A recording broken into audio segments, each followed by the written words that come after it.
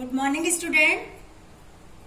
बेटा यस्टरडे हमने आपको चैप्टर 3 कंप्लीट कराया, जिसका टॉपिक था द नॉर्थर्न प्लेट्यू, उत्तरी पठार के बारे में चैप्टर था। Now today we will start the chapter 4 and topic is the southern plateau, दक्षिणी पठार। Let's start the chapter. A plateau is a flat land on a raise platform. Plateau क्या होता है? ऊंची नीची जो जगह होती है उस पर जो समतल भूमि अगर मिले तो उसे हम प्लेट्यू बोलते हैं। It is also called a table land, और प्लेट्यू का ही दूसरा नाम है टेबल लैंड। प्लेट्यू को पठार बोलते हैं, ऊंची नीची जगह में जो समतल भूमि होती है। The great plateau of peninsular India is the oldest land mass in India.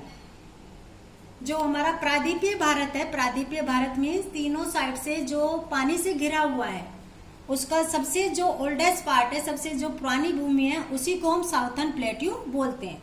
It is form in the early geological age. ये बहुत प्राचीन समय में इसकी खोज हुई थी। इट इज ट्रायंगुलर इन शेप। इसकी कैसी शेप है? ट्रायंगुलर, त्रिकोण शेप है इसकी। And extend from the south of the northern plains up to Kanyakumari, और साउथ में ये कन्याकुमारी तक फैला हुआ है। This southern plateau is bordered by hilly region called Ghat on western and eastern side। जो साउथर्न प्लेट्यू है, इसके ईस्ट और वेस्ट पार्ट में जो भी हिली एरिया है बाउंड्री पर, उसे हम घाट बोलते हैं। मीन्स जो बाउंड्री पे जो भी हमारी पहाड़ियां हैं उसे हम क्या बोलते हैं? घाट।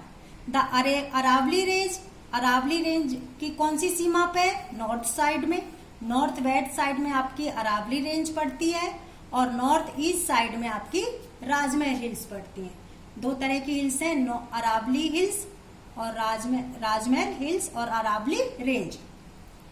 The Narmada valley divides the southern plateau into part. Narmada घाटी ने साउथर्न प्लेट्यू को दो भागों में बांटा हुआ है, central highland and Deccan plateau. दो भागों में, पहला सेंट्रल हाईलैंड, दूसरा डेक्कन प्लेट्यू। अब पहले हम स्टडी करते हैं सेंट्रल हाईलैंड के बारे में।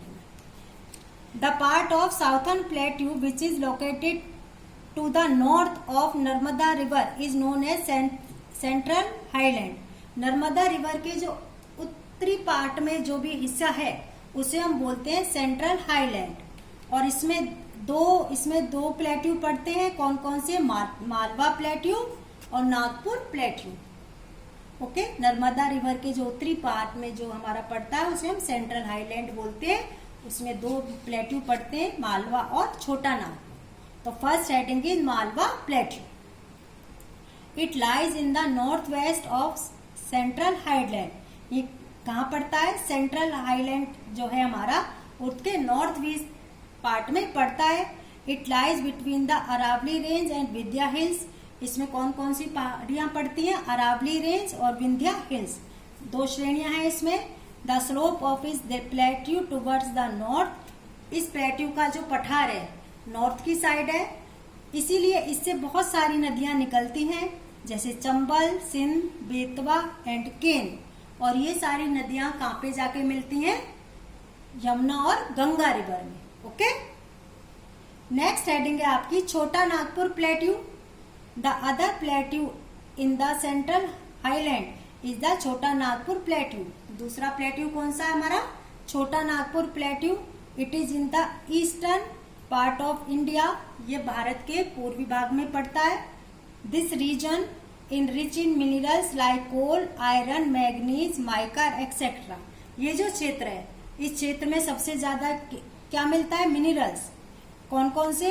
कोयला, आयरन, मैग्नीज, माइका आदि। ओके, ये आपका पेज कंप्लीट हुआ। नेक्स्ट वीडियो में हम आपके नेक्स्ट जो पेजेस है उन्हें कंटिन्यू करेंगे।